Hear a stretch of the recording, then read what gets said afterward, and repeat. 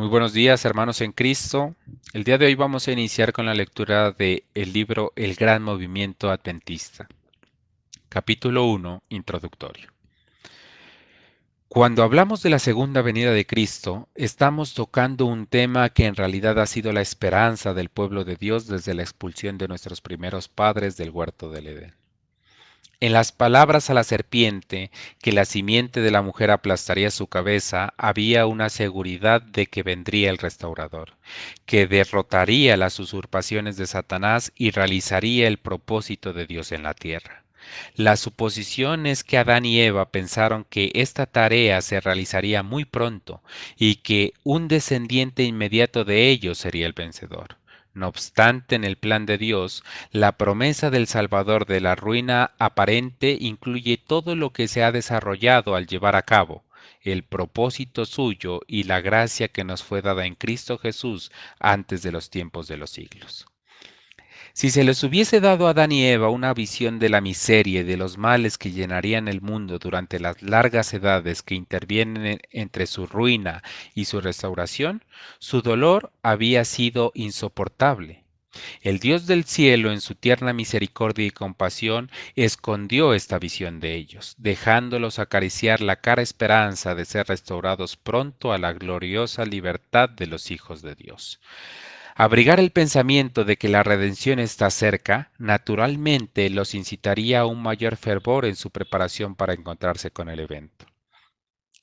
De la misma manera ha ocurrido con el pueblo de Dios en todas las generaciones desde los días de Adán. Estaban seguros de que un evento grande e importante ocurriría en algún momento futuro, que Cristo finalmente vendría y establecería su reino. Ellos también, al igual que Adán y Eva, creyeron que el evento estaba muy cerca y como ellos, eran inconscientes de lo que pasaría entre su propio tiempo y el evento. De otro modo, podrían haberse desanimado al avanzar hacia la meta del premio. Este pensamiento puede ilustrarse por el uso de eventos ocurridos en camino a grandes descubrimientos.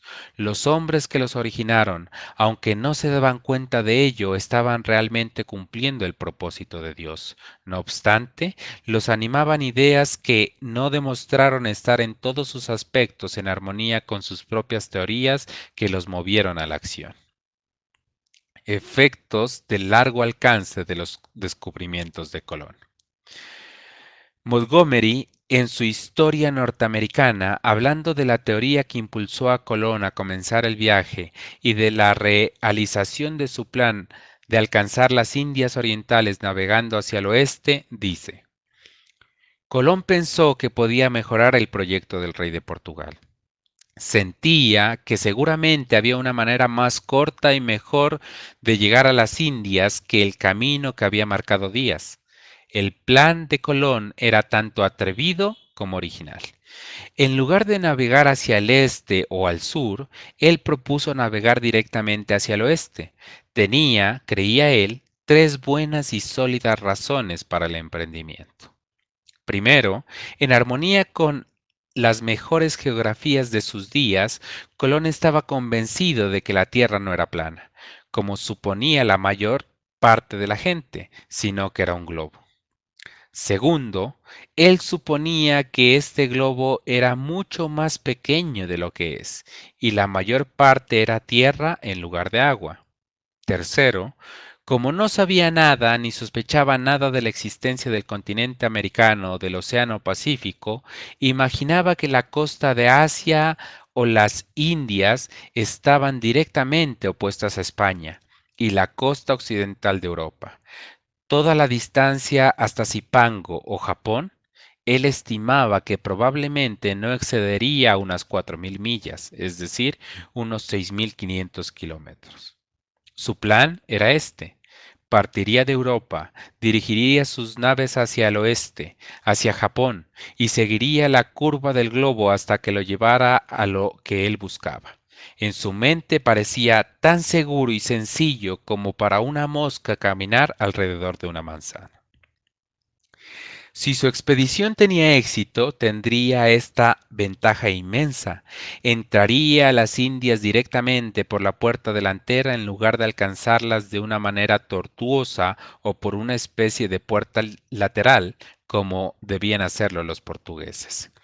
Vemos que este hombre que entendía las matemáticas prácticas, la geografía y la navegación como cualquiera en sus días, estaba en lo correcto en el primer punto, la forma de la Tierra, pero totalmente equivocado en los otros dos. Un error afortunado. No obstante, en forma muy singular, sus errores le ayudaron en un aspecto. El error que él cometió con respecto a la distancia fue muy afortunado.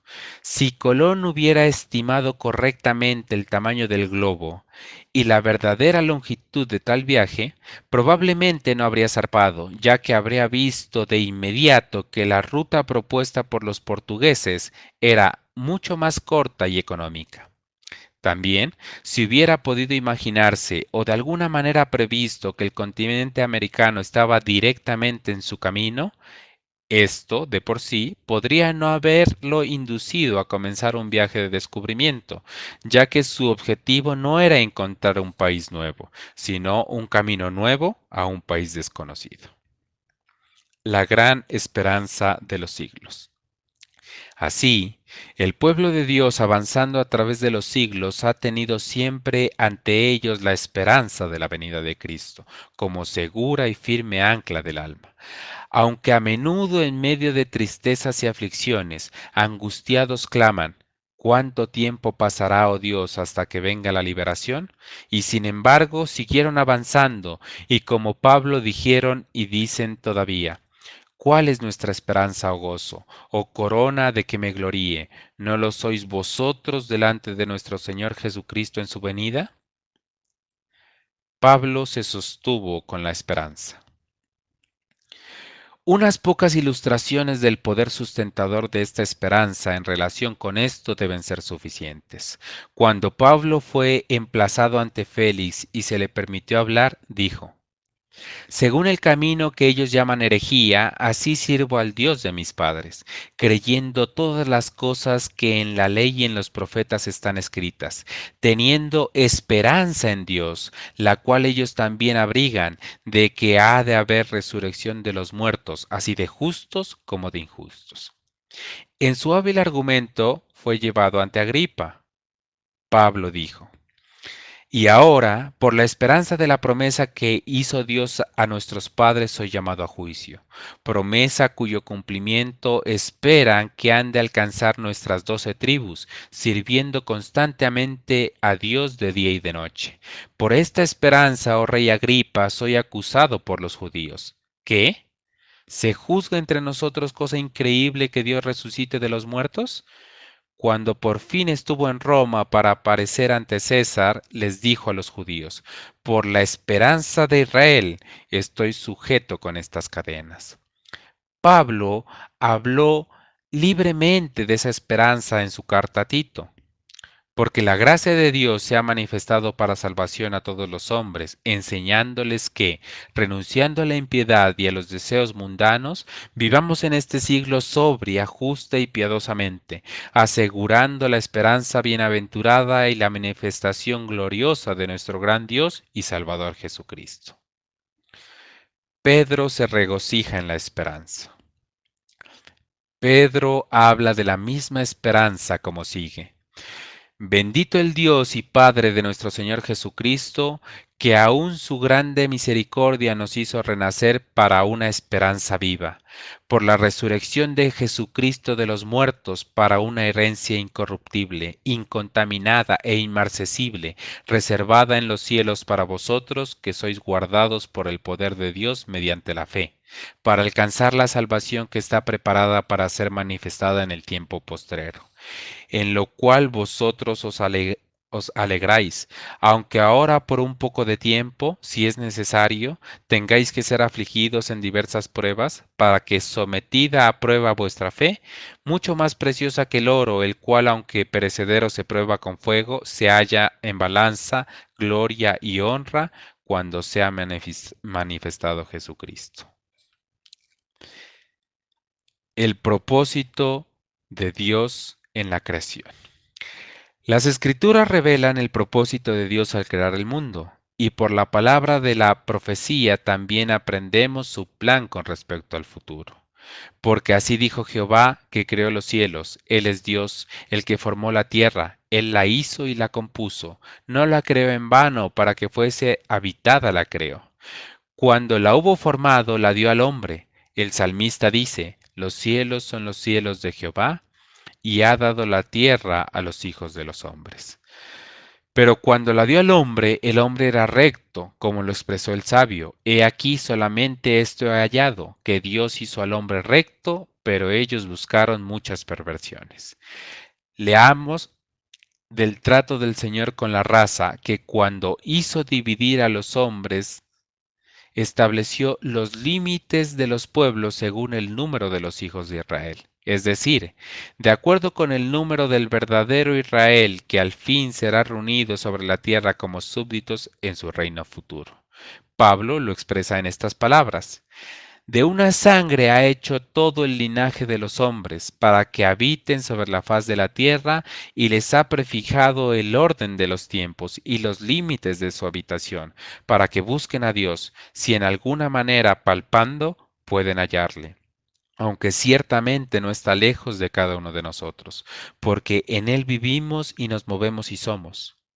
Cuando este propósito original respecto de la tierra se cumpla, y tu pueblo todos serán justos. De ellos, en ese estado también se dice: no dirá el morador, estoy enfermo. Al pueblo que more en ella le será perdonada la iniquidad. Ese será el tiempo cuando los mansos heredarán la tierra y se recrearán con abundancia de paz.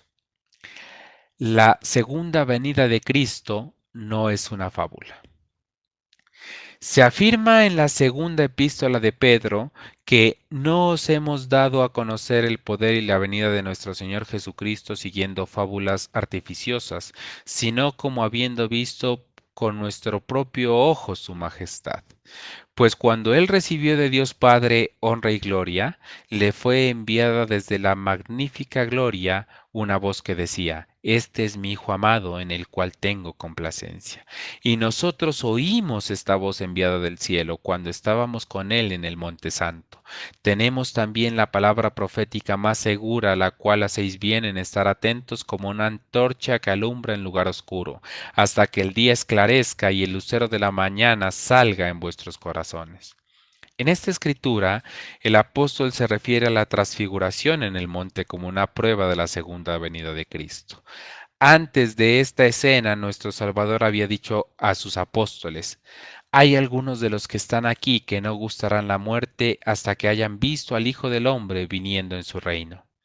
O como lo registró Lucas: algunos de los que están aquí que no gustarán la muerte hasta que vean el reino de Dios. Esta promesa se cumplió literalmente en la transfiguración misma. En esta visión vieron que el monte, vieron sobre el monte a Jesús glorificado, como aparecerá cuando venga en su reino. Vieron a Elías, que fue llevado al cielo sin gustar la muerte, representando a aquellos que serían trasladados, transformados de mortales en inmortales en un momento, en un abrir y cerrar de ojos cuando venga el Señor. También estuvo Moisés, uno que murió, representando a aquellos que serán resucitados de los muertos para encontrarse con el Señor. Así, en esta visión, pudieron ver a Cristo que viene en su reino como les había prometido. La profecía, la palabra más segura. Aunque los apóstoles habían visto esta gloriosa imagen en el monte de la transfiguración y habían oído la voz de aprobación de Dios, el apóstol Pedro afirma: tenemos también la palabra profética más segura. Con esta afirmación no está rebajando lo que habían visto y oído en esa ocasión memorable. Ellos entonces oyeron la voz de Dios una vez, Pero en las grandes líneas de la profecía que se extienden hasta la segunda venida de Cristo, tenemos la voz de Dios repetida a menudo. En realidad, cada predicción profética cumplida o registrada en la historia es la voz de Dios a nosotros. Debe ser en este sentido que la palabra de la profecía es más segura. La Biblia de Jerusalén lo traduce, nos hace más firme. La profecía se hace más firme con cada especificación cumplida y con todas ellas. Cada evento predicho, cuando se cumple, es una afirmación de que los eventos predichos que restan seguramente sucederán. Queridos hermanos, que el Señor nos bendiga en este día. El día de mañana continuaremos con el capítulo 1, la sección La naturaleza de la profecía.